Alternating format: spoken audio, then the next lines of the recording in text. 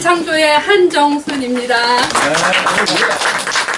이렇게 쟁쟁하신 분들 앞에서 제가 이렇게 나와서 요약을 말씀드린다는 게 너무 창피하고 어쩌면 또 부끄럽기도 하고요.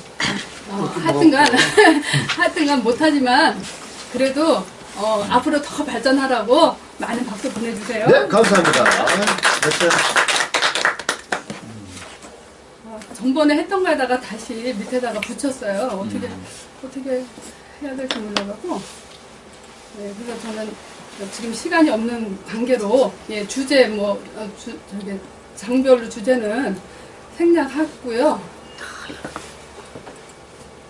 작가의 목적 3, 4, 5, 6장을 읽고서 목적 의도 주장을 이제 좀 간단하게 써봤어요. 근데 그러니까 목적은 이제 사람들이 두려움을 극복하기 위해서 물건을 사는 것을 택한다는 거죠. 근데 그 마음을 그런 변화를 통해서 올바른 정체성을 찾을 수 있길 희망한다라는 이제 그 키워드를 찾았고요. 그리고 이제 작가의 의도라고 보면은 사람들이 진정한 행복은 두려움을 변화라는 힘을 통해서 진정한 자아를 키웠을 때만이 진짜 인생을 살아갈 수 있다고 이제 얘기했다고 볼 수 있고요. 그 다음에 주장은 작가는 사람들이 잘못된 정체성으로 인해 삶에 만족하지 못하며 두려워하는데 이때 거짓된 행복을 만들기 위해서 물건을 산다는 거예요. 그래서 이런 물건을 비울 때만이 진실로 나를 볼 수 있고 그리고 이제 그 잡동사니가 없어진 만큼 인생의 가치는 늘어난다고 이렇게 주장을 하더라고요. 이제 의견을 보면은요.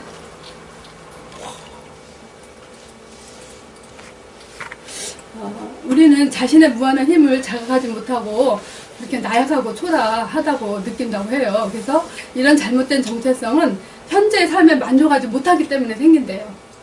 그래갖고 과거에 묻혀 살게 하며 그런 집착하는 마음 등 여러 가지 후유증을 나타낸다고.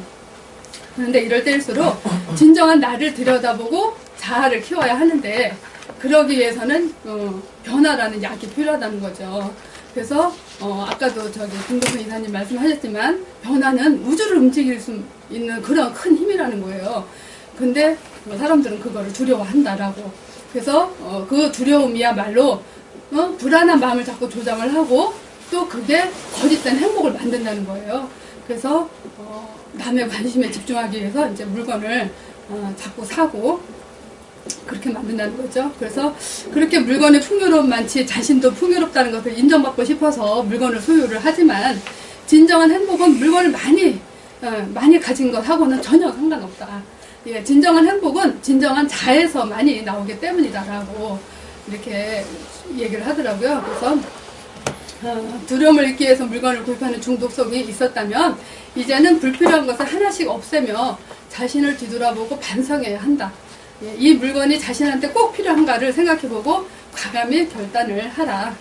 잡동사니가 없어진 만큼 인생의 가치는 늘어나리라고 본다. 물건뿐만이 아니라 가족 누군가도 자신의 인생을 방해한다면 그것은 잡동사니라고 한다. 여기서 이제 그 자식들한테 집중하는 마음, 또 어떤 부인은 이제 남편한테 남편이 관심을 안 써주니까 그거에 집중하고 하는 그런 마음도 다 잡동사니라고 하더라고요. 그래서 어느 누구도 아닌 당신 자신을 위해서 진정 불필요한 것들을 없애고 그 공간에 기쁨과 만족감과 행복감을 넣으라고 이렇게 얘기를 하더라고요. 당신이 딴 세상에 눈을 돌리지 않고 자신의 인생에 충실하면 인생은 생각보다 훨씬 단순해질 것이라고. 그래서 이제 저는 이렇게 썼어요. 당신은 가장 소중하고 당신은 당신 인생의 주연 배우이기 때문에 어떻든 간 정체성을 확립을 했을 때만이 진정한 행복한 그런 생활을 할 수 있다라고 이렇게 매듭을 졌고요. 그리고 이제 제 팀의 그 종경예 선생님께서 아까 이제 메일을 좀 보내달라고 그랬더니 이렇게 여기다 의견을 써주셨더라고요. 짧으니까 잠깐 읽어드릴게요.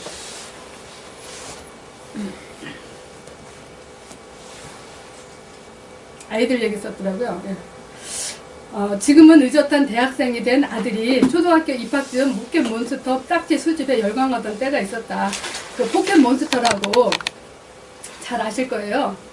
TV에서는 물, 전기 등의 초능력을 쓰는 작은 몬스터가 튀어나와서 위기 상황에서 주인공들을 구해주는 스토리가 한창 방영되고 있었다. 그 초능력 괴물의 종류가 무려 259가지였다고 합니다. 근데 아들은 샤니빵 안에 든 스티커를 모으느라 용돈으로 매일 200원, 300원짜리 빵을 사서 먹어 치웠다. 문방구에서는 실리콘으로 된 손바닥만한 반투명 포켓몬 딱지가 있었는데 코올릭의 아이들이 사기엔 제법 비쌌던 거로 기억한다.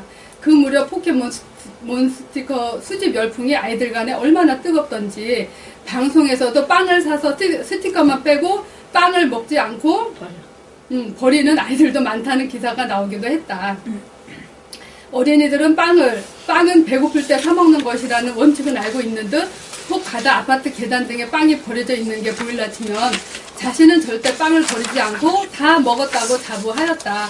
8살 아이는 갑자기 몰라보게 토실해졌다.